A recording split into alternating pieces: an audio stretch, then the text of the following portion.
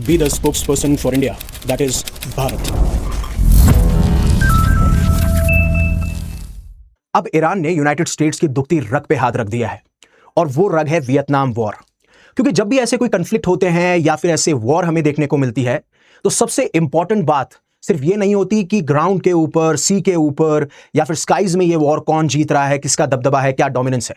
बात एक और चीज की होती है, वो होती है क्या नैरेटिव बिल्डअप किए जा रहे हैं, किस तरीके से बातों को कहा जा रहा है। और मैं बहुत कम बार ऐसा कहता हूं कि ये वीडियो बहुत इंटरेस्टिंग होने वाला है। Believe me, this video is going to be interesting. आपको बहुत कुछ देखने को मिलेगा इस वीडियो के अंदर। बट बात यह है, आज के टाइम पे जब सोशल मीडिया पे लोग इतने ज्यादा एक्टिव हैं, हर एक सेकंड, हर एक मिनट वो चाहते हैं कि कोई ना कोई उन्हें अपडेट मिलती रहे। बहुत सारी एप्स डाउनलोड की होती हैं, एक्स के ऊपर वो बार बार स्क्रॉल कर रहे होते हैं, देख रहे होते हैं क्या डेवलपमेंट्स हो रहे हैं, इवन यूट्यूब पे वीडियोस देख रहे होते हैं। उस टाइम पे किस तरीके का नैरेटिव और किसके द्वारा वो नैरेटिव चलाया जा रहा है उसके ऊपर भी बात की जाती है। और अगेन, जो यूएस एक तरीके से नैरेटिव चला रहा था ना कि हमने तो कंप्लीटली डिस्ट्रॉय कर दिया है ईरान को, उनकी एयरफोर्स, उनकी नेवी, उनके एंटी एयरक्राफ्ट सब खत्म हो चुके हैं। इन सारी चीजें, ये सारी नैरेटिव फैलाए जाते हैं जिससे साइकोलॉजिकली प्रेशर बनाया जा सके। बट ईरान कम थोड़ी है। अब ईरान ने क्या किया, ईरान ने वियतनाम वॉर की याद दिला दी और साफ साफ ये कह दिया कि ये तो आपकी पास्ट हैबिट है, ऐसा आप पहले भी किया करते थे और ऐसा वियतनाम वॉर के दौरान भी हुआ था। लेकिन ग्राउंड रियलिटी क्या थी? ग्राउंड रियलिटी बिल्कुल एक्चुअली में डिफरेंट थी। वो क्लेम कुछ करते थे, हो कुछ और जाता था। और ऐसा ही सिनेरियो आज हमें देखने को मिल रहा है। इसीलिए इन्होंने कहा, ईरान के जो फॉरेन मिनिस्टर हैं सैयद अब्बास अरागाची, उन्होंने कहा कि यूनाइटेड स्टेट्स पूरे वर्ल्ड को मिसलीड कर रहा है।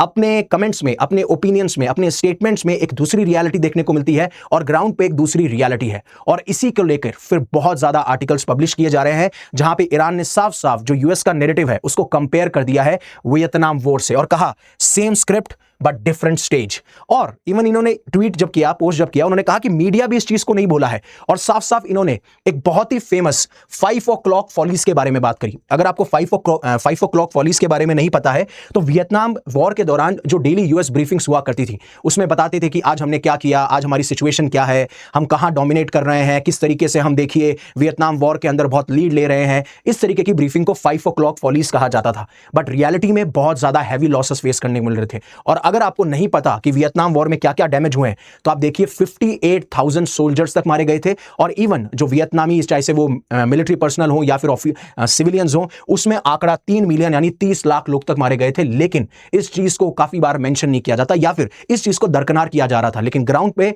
लॉसेस बहुत ज्यादा हो रहे थे इवन यूनाइटेड स्टेट्स के, चाहे से वो सोल्जर्स की जान जाना हो या वो वीर गति को प्राप्त होना हो या फिर उनकी जो कॉस्ट बढ़ती जा रही थी इस वियतनाम वॉर के अंदर। लेकिन बात यह है कि डोनाल्ड ट्रंप सुधरेंगे कि नहीं सुधरेंगे? नहीं सुधरेंगे, बिल्कुल नहीं सुधरेंगे। क्योंकि एक तरफ क्या कहते हैं यूएस गवर्नमेंट, चाहे वो पीट हेगेसेथ हो या डोनाल्ड ट्रंप हो, जब वो पहले कह रहे थे और इवन सैयद अब्बास ने साफ साफ ये बात करी कि यूएस अथॉरिटीज ये क्लेम करती है कि ईरान का जो एयर डिफेंस है वो गॉन हो चुका है, F-35 को किसने मारा। फिर ये बोलते हैं कि ईरान की नेवी फिनिश्ड हो चुकी है, तो अब यूएस जेराल्ड फोर्ड जो है वो पीछे टर्न क्यों ले रहा है, पीछे क्यों जा रहा है, रिट्रीट क्यों कर रहा है, यूएस अब्राहम लिंकन जो है वो दूर और जाता क्यों चले जा रहा है। तो यही बात है, डिफरेंट डिकेड, अलग दशक है, but same we are winning. तो इस तरीके से इन्होंने टारगेट किया। और अब आप डोनाल्ड ट्रंप की जो लैंग्वेज है ना उसमें भी आप थोड़ा सा टोन चेंज होता हुआ देखेंगे। जहां पे पहले पॉसिबिलिटी थी कि ट्रूप्स को भेजा जाएगा या नहीं भेजा जाएगा, उसमें काफी बार ये कहते हैं कि मैं ट्रूप्स को नहीं भेजूंगा, बट रूम है, अगर ऐसा हुआ तो मैं ट्रूप्स को भेज भी सकता हूं और मैं आपको इन्फॉर्म कर दूंगा। ये चीज उन्होंने प्रेस को कही।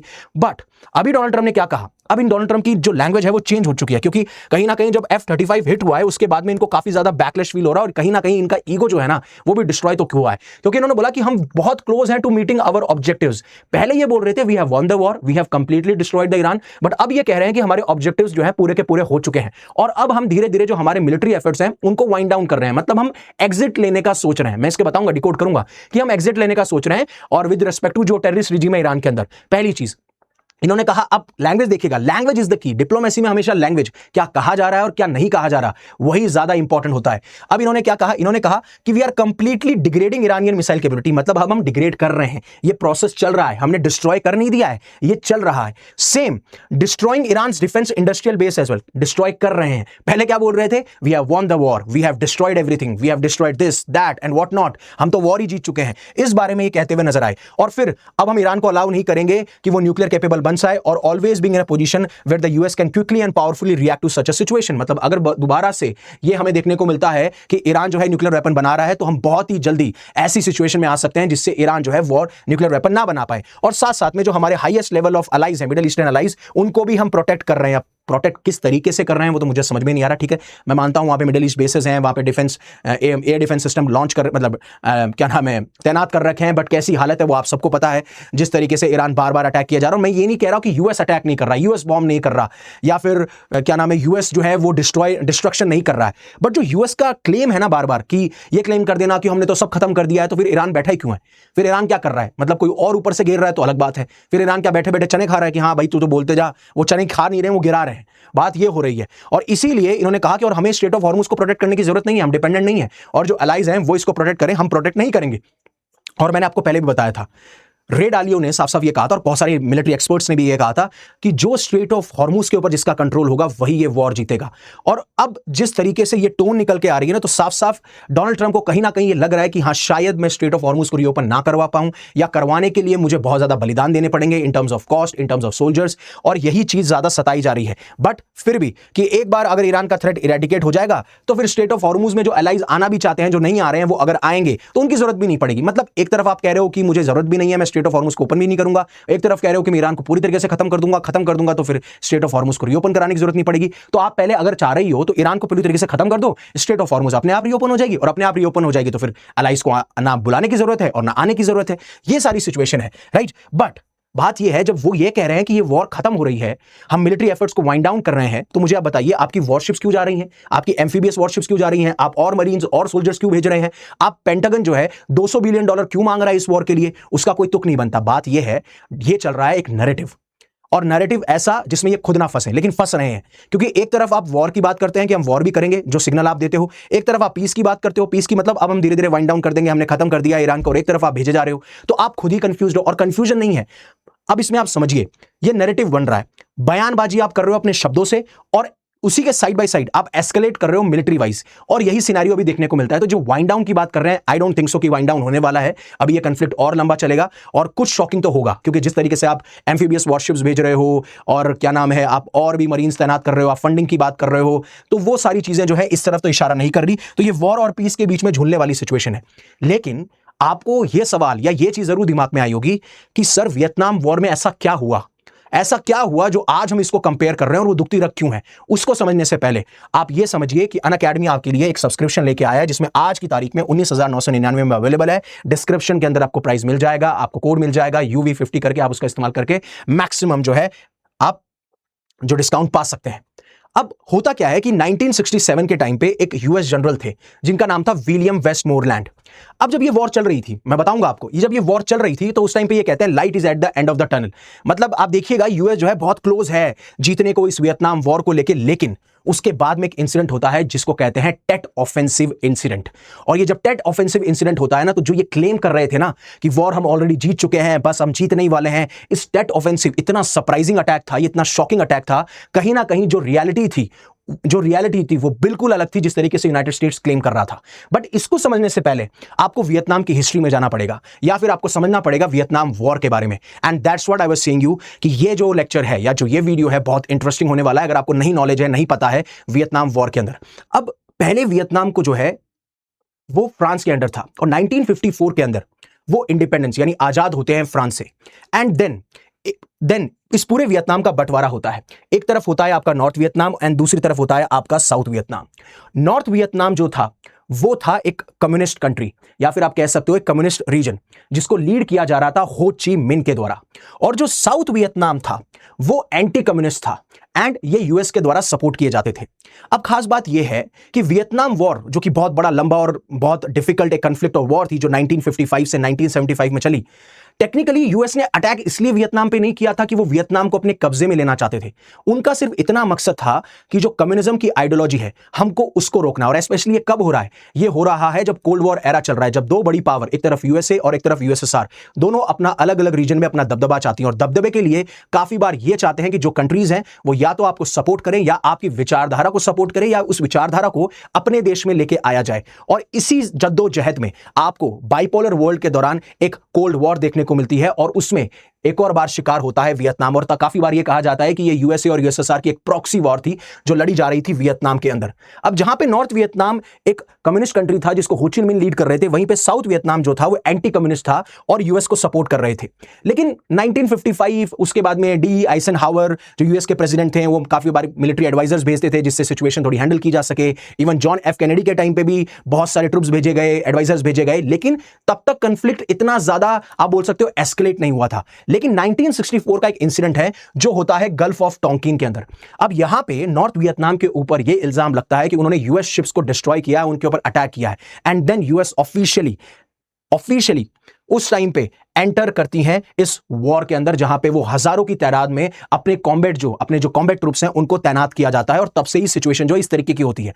बट ये वॉर जो थी वो बहुत डिफरेंट वॉर थी, क्योंकि एक तरफ नॉर्थ वियतनाम है जो कि कम्युनिज्म आइडियोलॉजी को फॉलो करता है, और वहीं पे साउथ वियतनाम के अंदर भी काफी सारे ऐसे रेबल्स थे जो कम्युनिज्म विचारधारा को फॉलो करते थे, जिसे वियट कॉन्ग कहते थे। अब होता क्या है कि एक तरफ नॉर्थ वियतनाम और वियट कॉन्ग, और एक तरफ यूएस और साउथ वियतनाम इस वॉर में घुस जाते हैं और एक दूसरे के ऊपर लड़ाई कर रहे होते हैं। लड़ाई सिर्फ इसी बात की, कन्फ्लिक्ट सिर्फ इसी बात का कि किसका डोमिनेशन होगा। लेकिन ऐसा किया क्यों जा रहा है? क्योंकि यूएस को यह पता है कि अगर नॉर्थ वियतनाम एक कम्युनिस्ट कंट्री बन जाता है और इसका स्ट्रॉन्ग होल्ड, ये इसका मतलब दबदबा बढ़ने लग जाता है, तो यूएसएसआर का दबदबा बढ़ेगा। और अगर साउथ ईस्ट एशिया में एक भी कंट्री में यूएसएसआर का दबदबा बढ़ता है और कम्युनिज्म विचारधारा फैलती है, तो होगा ये कि धीरे धीरे साउथ ईस्ट एशिया के जो बाकी नेशंस हैं उनमें भी कम्युनिज्म आइडियोलॉजी फैलेगी, वो भी कम्युनिस्ट नेशंस बनेंगे, एंड देन यूएसएसआर का दबदबा इस रीजन में बढ़ जाएगा। लेकिन शायद यूएस ने सोचा नहीं होगा कि इस तरीके का कंफ्लिक्ट हमें देखने को मिलेगा। होता यह है कि वियट कॉन्ग जो कि कम्युनिस्ट रेबल्स थे, वो गुरिल्ला वॉरफेयर में बहुत ज्यादा फेमस थे, और यूएस मिलिट्री इस चीज को शायद एक्सपेक्ट भी नहीं कर रही थी, और जिसकी वजह से ये चीजें और डिफिकल्ट हो गई। और इवन आप देखेंगे यूएस ने उसके बाद में मैसिव बॉम्बिंग भी की थी ऑपरेशन रोलिक थंडर के दौरान। एंड इवन आप सबको याद होगा कि ये जो कम्युनिस्ट रेबल्स थे या नॉर्थ वियतनामीज फोर्सेस थी, ये जंगल्स का इस्तेमाल बहुत किया करती थी अपने आप को छुपाने के लिए। तो एक केमिकल एजेंट ऑरेंज का भी इस्तेमाल किया गया था, जिससे पूरा का पूरा जंगल वाइप आउट हो गया था, जिससे कि ये लोकेट कर पाए इन एनिमीज को। बट सिचुएशन यहां तक नहीं करने वाली थी। और फिर आता है टेट ऑफेंसिव, क्योंकि तब से पहले यूएस ये क्लेम कर रहा है कि हम तो ये वॉर जीत रहे हैं, हम ये वॉर जीत चुके हैं। लेकिन टेट ऑफेंसिव के अंदर नॉर्थ वियतनाम शॉकिंगली एक सरप्राइज अटैक करता है साउथ वियतनाम की 100 सिटीज से भी ज्यादा, और इतना बड़े लेवल पर डिस्ट्रक्शन होता है जो शायद यूएस भी एक्सपेक्ट नहीं कर रहा था। तो जब तक यूएस ये क्लेम कर रहा था कि हम ये वॉर जीत रहे हैं और ये वॉर हमारे हाथ में है, तब तक टेट ऑफेंसिव हो जाता है, और रियलिटी बिल्कुल अलग होती है जिस तरीके से वो क्लेम करते हुए पाए जा रहे थे। बट फिर जब इतना ज्यादा कॉस्ट बढ़ रहा था यूएस का, बहुत ज्यादा सोल्जर्स मारे जा रहे थे, तब यूएस एक एग्रीमेंट साइन करता है साउथ वियतनाम के साथ में, और ये कहता है कि हम अब विड्रॉ ले रहे हैं। और फिर जो साउथ वियतनामीज आर्मी होती है वो लड़ रही होती है नॉर्थ वियतनाम और वियट कॉन्ग के साथ। और आपको भी पता है साउथ वियतनाम की आर्मी अगर यूएस का सपोर्ट नहीं होगा तो कब तक लेंगे। और फिर उसके बाद में साउथ वियतनाम सरेंडर कर देता है, एंड थोड़े ही टाइम के बाद में आपको इन दोनों देशों का इन दोनों का यूनिफिकेशन आपको देखने को मिल जाता है। तो आज के टाइम पे आप इसको सोशलिस्ट रिपब्लिक ऑफ वियतनाम कहते हो। आज वियतनाम काफी प्रोग्रेस भी कर रहा है, बट ड्यूरिंग द वॉर आपको ये 17 पैरेलल देखने को मिलती है जो नॉर्थ वियतनाम और साउथ वियतनाम को अलग कर रही थी। बट आज के टाइम पे आपको नॉर्थ वियतनाम और साउथ वियतनाम जैसा कुछ नहीं देखने को मिलता। आज के टाइम पे ये जो दोनों कंट्री है यूनिफाई हो चुकी है, और यही चीज समझनी पड़ेगी मिडिल ईस्टर्न कंट्रीज को, क्योंकि यूनाइटेड स्टेट्स भी कहीं ना कहीं चाहते हैं कि मिडिल ईस्ट की जो कंट्रीज हैं वो एंटर कर जाएं इस वॉर के अंदर। और अब ये जो कॉन्फ्लिक्ट है, फिर मैं वहां से पीछे खींच जाऊं, और अब ये जो कॉन्फ्लिक्ट है वो मिडिल ईस्ट नेशन में ही सीमित रह जाए, आपस में ही ये नेशंस लड़ते मरे। और इसीलिए ईरान के प्रेसिडेंट ने जो पर्शियन न्यू है उन्होंने साफ साफ ये कह दिया कि ये जो वॉर, ये जो कॉन्फ्लिक्ट है ना, ये हमारे बीच में डिवाइड लेने की कोशिश है, हमको अलग करने की कोशिश की जा रही है। इसीलिए आज से पहले हमें इतनी यूनिटी की जरूरत नहीं पड़ी है। और इसीलिए वो क्लेम करते हैं कि आप सब हमारे भाई हो, और इससे सबसे ज्यादा जो फायदा होगा वो इजराइल का होगा अगर हम डिवाइड एंड रूल की पॉलिसी पे आ गए, या फिर हम आपस में ही लड़ने लगे तो। और शायद मुझे लगता है इसी कारण की वजह से अभी मिडिल ईस्ट के नेशन जो है अटैक नहीं कर रहे हैं, क्योंकि फिर सवाल यह खड़ा हो जाएगा जब आप अपने आप को आपस में ही ये कहते हो कि हम एक मुस्लिम ब्रदरहुड है, हम एक साथ रहते हैं, वो कहीं ना कहीं कोलैप्स कर सकता है वो ऑर्डर। और इसीलिए शायद ये अटैक नहीं हो रहे हैं, और अगर अटैक होते हैं तो आपको बहुत ज्यादा डेडली सिचुएशन मिलेगी, और शायद यूएस बैकआउट कर जाएगा, और फिर शिया सुन्नी के लेवल पे भी आपको बहुत ज्यादा डिवाइड देखने को मिल सकता है। आपका क्या ओपिनियन है, आप क्या सोचते हैं इसके बारे में, प्लीज कमेंट सेक्शन में जरूर बताइएगा। और कैसा लगा आपको lecture, please do let me know in the comment section. Thank you very much for giving me your precious asset, that is your time. Stay safe, stay happy, take care. Jai Hind, Jai Bharat, and always remember one thing, live in such a way that universe will be proud of you.